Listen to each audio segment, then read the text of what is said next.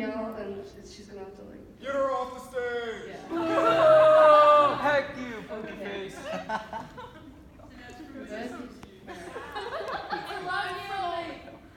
Alright. Don't mess up. Imagine that you have been arrested in front of your own home without knowing why. You're then blindfolded and taken into a prison where you are stripped completely naked, given a new identity and outfit, and then harassed and humiliated in front of your peers every day. For many of those participating in the Stanford prison experiment, this was their reality. Now, when I first learned about the experiment, it was really intriguing to see how these ordinary people, like you and I, after being put into this situation where their entire being was tested, they succumbed and they gave in and into their roles that they had been assigned.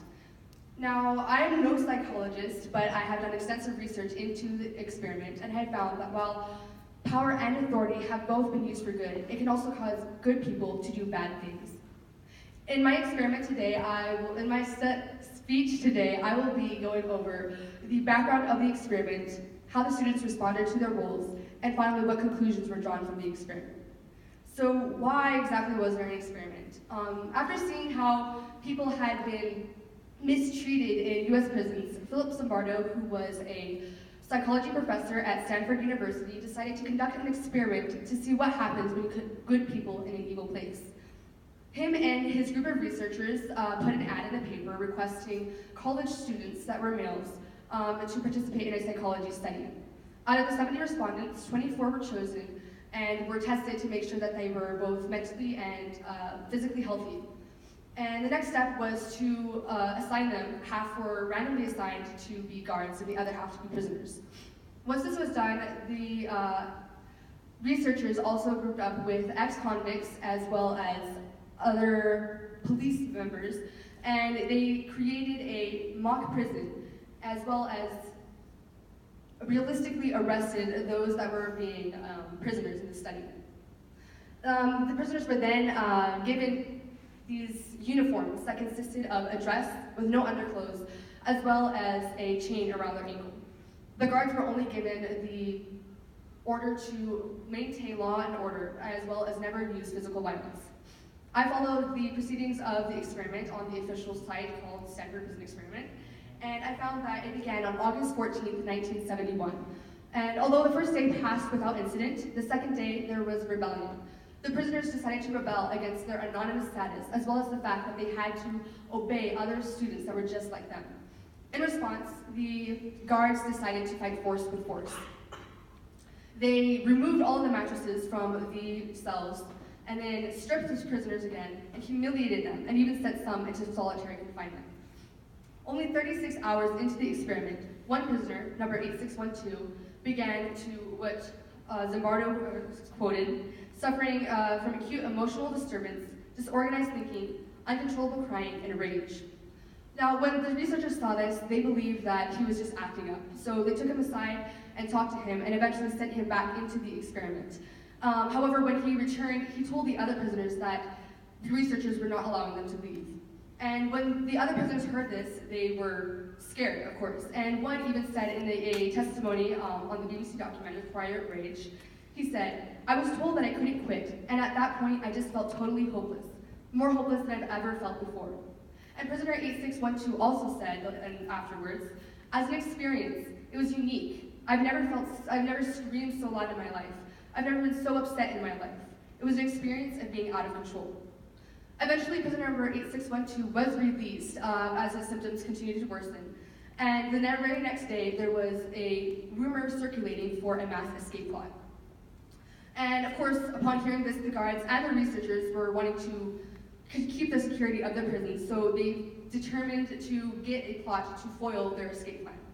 Now, Professor Zimbardo later realized that if he had truly been thinking as an experimental psychologist, he would have just sat back and reviewed what was going on, and he would have taken notes on the behaviors of his prisoners and their guards.